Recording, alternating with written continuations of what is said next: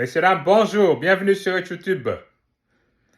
Le Sénégal vient de s'imposer 2-0 face au Soudan au stade de Diamniadio. Une victoire à domicile nécessaire mais pas suffisante.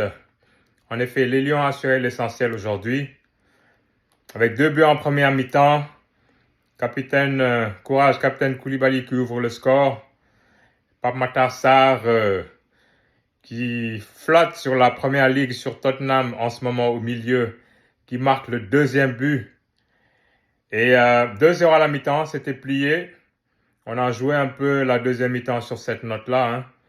On a géré, on n'a pas trop poussé.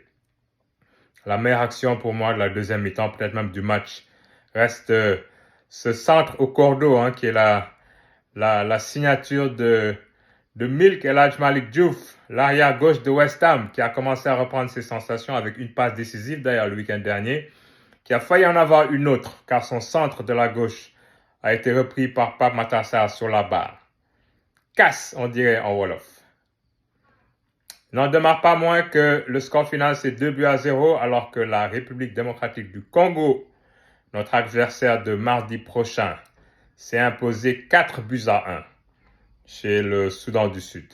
Donc, il nous gratte au passage un but dans le goal average, mais il ne faut pas que ça se joue au goal average. Ça va se jouer au point.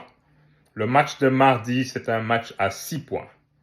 La RD Congo est encore un point devant nous. Avec 16 points, nous sommes deuxième derrière avec 15 points. Une différence de but de plus 9 si je ne m'abuse. Et plus 8 pour les Congolais. Après qu'ils aient marqué 4 buts et 1 encaissé aujourd'hui.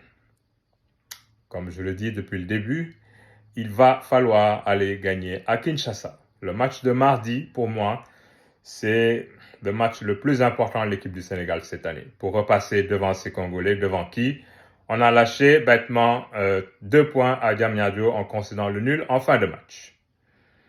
En termes d'alignement, aujourd'hui, on a fait tourner tout le monde au milieu. Pape Matar Sarr, grand match. Je m'interroge sur la présence de Sadio Mané tout le match. S'il commence, je ne vois pas pourquoi il termine. On a fait 5 changements aujourd'hui et Sadio Mané a quand même joué tout le match et il peut nous être utile au Congo s'il rentre dans un rôle de joker. Donc ça, pour moi, je ne comprends pas comment Sadio Mané est géré en ce moment. C'est un des joueurs les plus âgés, si ce n'est le plus âgé du groupe. Pourquoi on le fait jouer 90 et plus minutes quand on a un match après demain? Rentrée pas convaincante de Nicolas Jackson. Bon match en défense de Kalidou. Bon match de façon générale en défense. Le milieu, Pape Matar Sarr émerge. Pape Gueye, bon match aussi. Devant, la prestation d'aujourd'hui contre le Soudan a assuré l'essentiel parce que si on perdait, c'était la catastrophe. Mais ça n'a pas fait plus que ça. Il va falloir mieux jouer pour aller battre les Congolais chez eux. On a le potentiel. On le dit depuis le début, on a le potentiel. On va prendre les 3 points aujourd'hui parce que si on ne les avait pas pris, on ne parlerait même pas du match de mardi.